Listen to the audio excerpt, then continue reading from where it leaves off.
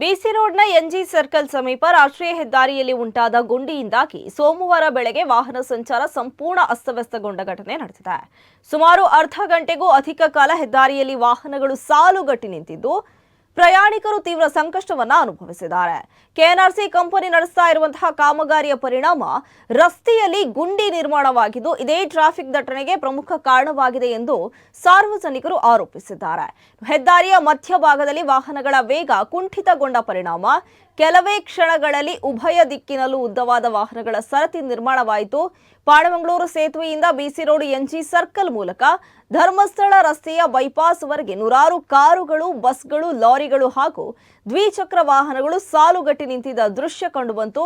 ಇನ್ನು ಸೋಮವಾರವಾಗಿದ್ದರಿಂದ ಕಚೇರಿಗಳಿಗೆ ತೆರಳುವ ಸಿಬ್ಬಂದಿ, ಶಾಲಾ ಕಾಲೇಜು ವಿದ್ಯಾರ್ಥಿಗಳು ಹಾಗೂ ವಿವಿಧ ಕೆಲಸಗಳಿಗೆ ಹೊರಟಿದ್ದ ಸಾರ್ವಜನಿಕರು ಟ್ರಾಫಿಕ್ ಜಾಮ್ನಲ್ಲಿ ಸಿಲುಕಿ ಪರದಾಡಿದರು.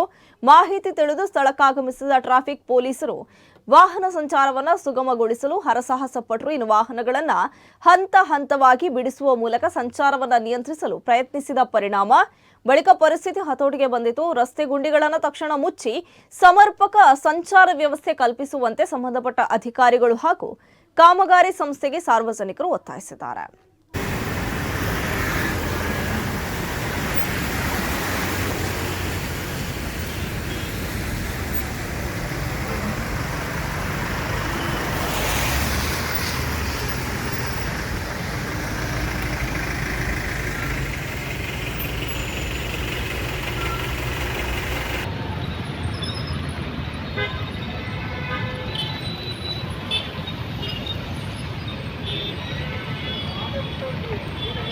ಅಡಮುಂಟು